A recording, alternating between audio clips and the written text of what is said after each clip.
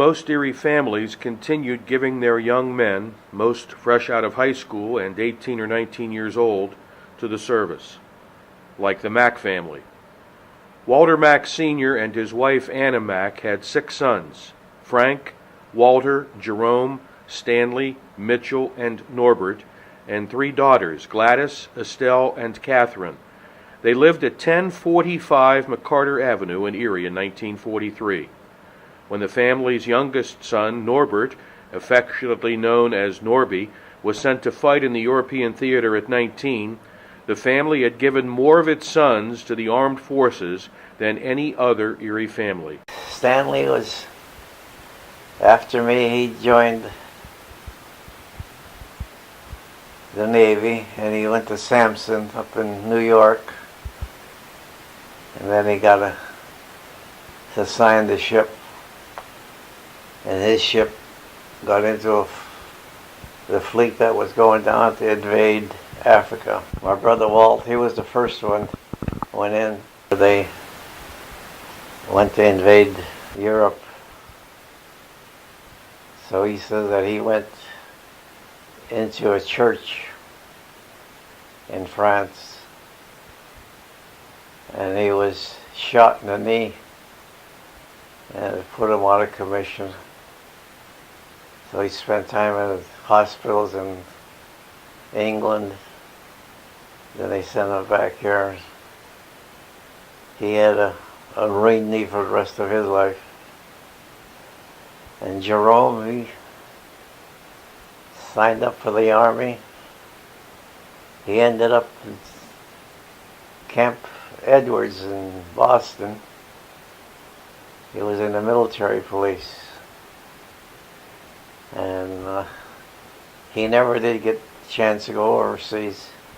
And my brother Frank, he joined the Army, and they sent him to Sault Ste. Marie up in northern Michigan at this borderline of Canada, and a barrage balloon where they would raise the balloons up and discourage airplanes to come flying over. Norby was still in high school, and he graduated, and he went in I think around October.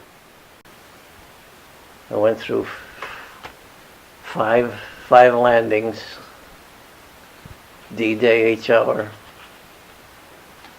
and we hit Okinawa, and I didn't get any mail for about 3-4 months. I spotted the USS Bountiful, a hospital ship.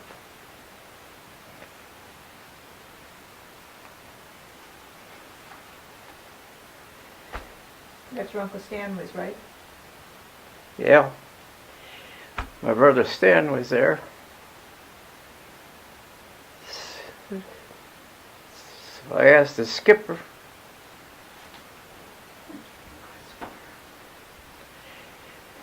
and he says, take the small boat and go visit him. So one day I'd be aboard his ship, and the next day he'd be aboard mine. But he wanted to visit at my ship because we fed him better than the Navy. Because we had a better chow account than the Navy did. So I came aboard his, and he was surprised that he was aft of the ship where his quarters were, and he almost keeled over. In the meantime,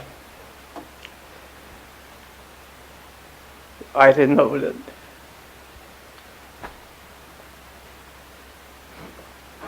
Norby got killed.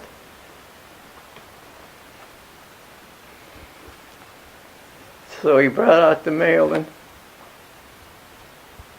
showed us the telegram where he got.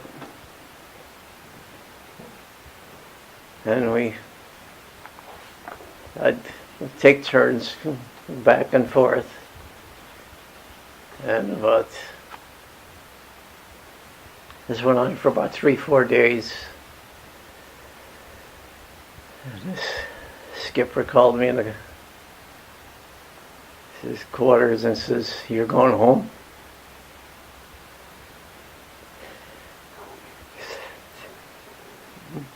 The war's over for you.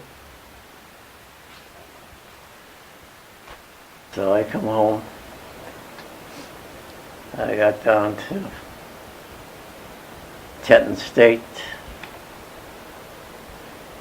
And I walked into Steele's. It was 7 o'clock in the morning. Nobody knew I was coming.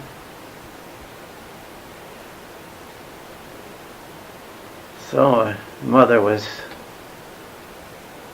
home alone.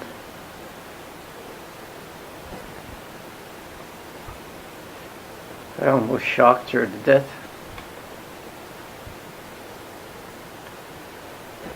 So I spent the rest of the day with her. Dad, I knew, would be walking home from Standard Stoker. So Dad and I walked home, and that was the end of my life with the Coast Guard.